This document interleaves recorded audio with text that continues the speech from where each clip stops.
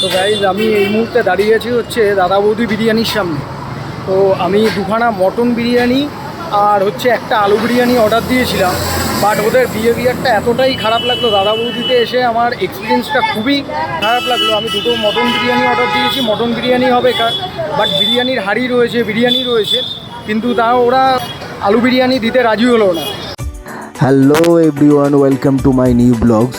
আমি এই মুহূর্তে চলে এসেছি হচ্ছে ব্যারাকপুরের দাদা বৌদি বিরিয়ানিতে। ঘড়িতে এখন বাজে 8:15, তাও এত বড় লম্বা লাইন আছে, তাই আর বেশি লেট না করে লাইনে দাঁড়িয়ে গেলাম। এসেই প্রথমে এই লম্বা লাইনে দাঁড়িয়ে গেছি বিলিং করার জন্য। আর পাশে তোমরা দেখতেই পাচ্ছ পরপর এখানে 3টে হাঁড়িতে কিন্তু বিরিয়ানি কাটা হচ্ছে। আমি যখন এখানে এসে পৌঁছালাম তখন প্রায় 8:15 থেকে 20 বাজে। আর বিলিং কাউন্টারে গিয়ে আমি 2 প্লেট মটন বিরিয়ানি এবং 1 প্লেট আলু বিরিয়ানির পার্সেলের অর্ডার দিই, কিন্তু আমাকে সাথে সাথে জানানো হয় যে মটন বিরিয়ানিটা দেওয়া যাবে কিন্তু আলু বিরিয়ানি দেওয়া যাবে না। আর তার কারণ জিজ্ঞাসা করা হলে বলে যে বিরিয়ানি শর্ট আছে।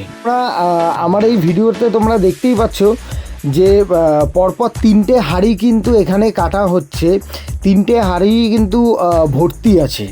আর আমার ঠিক একজনের আগেই যে লোকটা দাঁড়িয়েছিল সে কিন্তু 3 প্লেট আলু বিরিয়ানি নিল, এবং আমার সময় যখন আসলো তখন ডাইরেক্ট না করে দেওয়া হলো যে আলু বিরিয়ানি দেওয়া যাবে না।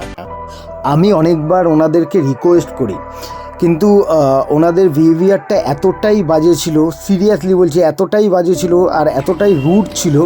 হ্যাঁ, আমার খুবই খারাপ লেগেছে যে দাদা বৌদির মতো রেস্টুরেন্টে গিয়ে এরকম একটা বিহেভিয়ার আমরা পাবো, মানে আমি পাবো, এটা আমি ভাবতে পারিনি।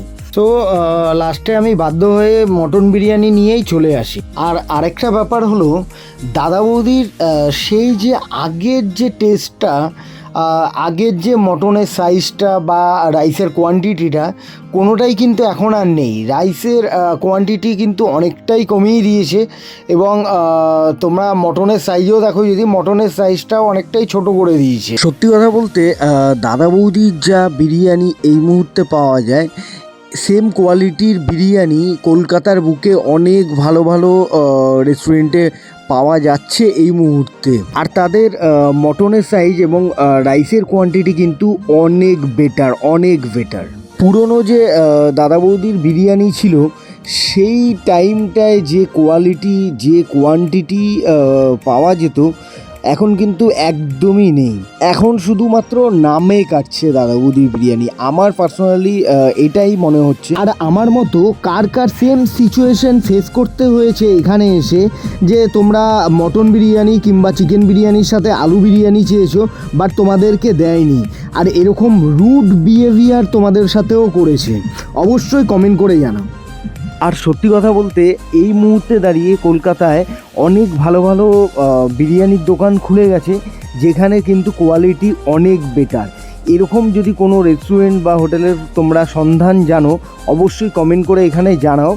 আর আমার এই ভিডিওটা প্রচুর পরিমাণে শেয়ার করে দাও। দেখা হচ্ছে নেক্সট ভিডিওতে। বাই।